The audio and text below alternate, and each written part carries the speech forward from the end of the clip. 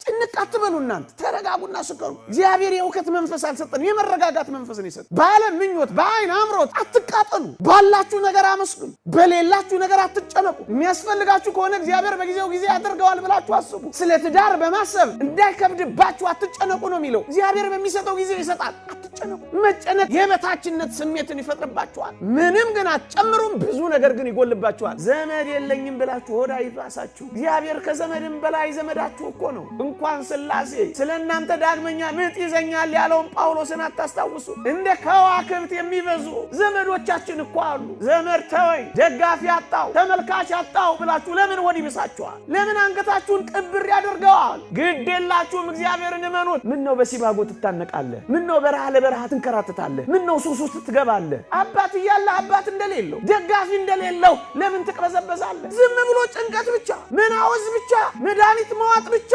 የጎደለንን ነገር መቁጠር ብቻ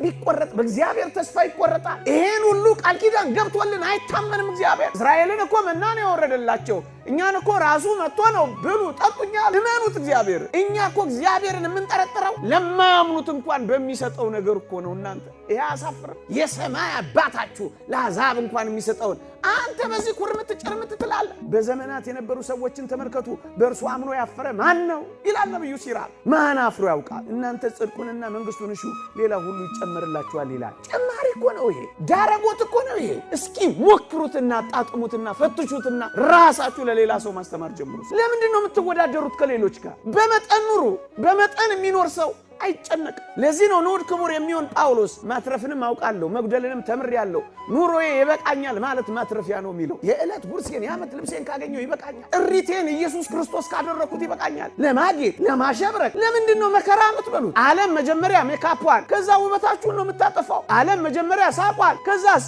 ደስታችሁን ነው የምትወስደው ዓለም መጀመሪያ ቡረቃዋን ከዚያስ ለቅሷችሁን ነው የምታመጣው ይበቃኛል ካላችሁ ታርፋላችሁ ከሰው ጋር ትወዳደሩ ምክንያቱም ኑሮዬ ይበቃኛል ብላችሁ ስለምትሉ የወንጌላችን ትልቁ ተልእኮ ስጦታ ነው እኛ እንኳን የዳነው በስጦታም አይደል ወንድም ተራቅቶ አንተ በተመቹ ኮንፈርቶች መካከል ብትመነሸነሽ ምን ያደርግልሃል ክርስቶስ እርቃኑን ወድቆ አንተ ብታጊጥና ብታሸበርቅ ምን ይጠቅማል ተደጋገፉ ለዚህ ነው የሚያስጨንቀን አንዳች ነገር እንዳይኖር የተመከርነው ወገኖቼ